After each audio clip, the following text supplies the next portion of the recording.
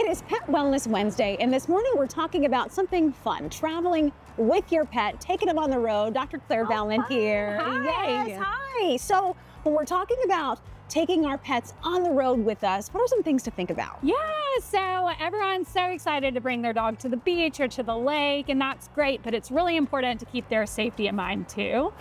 So before you start traveling with your pet, I always recommend get your pet microchipped. A microchip is it's like a rice grain that goes under their skin, and it just has a number when we scan it that lets us know this animal is owned, which is good to know. And most of them will link back to your information. So if your animal is lost, we can find you to get you reunited. So it's a really good thing to have and relatively inexpensive. Of course. The next thing I always tell people, check the regulations of the place that you're bringing them to. So even if it's out of state, different states have different regulations for vaccinations, paperwork you need on you, that kind of thing. Out of the country is a whole nother bear. They usually require a health certificate. A USDA certified vet can give you a health certificate. Lots of these can take months of planning to get, so definitely visit your vet early in that process. Good to know. Yeah. And so when it comes to actually hitting the road, say you're going to take maybe a 4 or 5 hour road trip, what's the best way to plan out and make sure that you and your pet are going to be the most comfortable? Yeah, so the big thing I always tell people is make sure your pet is buckled in some way. So cats, they make lots of cat carriers that can buckle into the seat.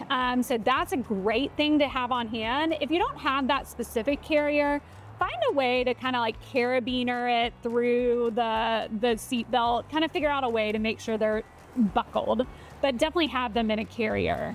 Dogs, at the very least, a crate is important, ideally anchored by a seatbelt, but even better, they make dog harnesses and seatbelts that buckle into the seatbelt of your car, and that's the best way to travel with them.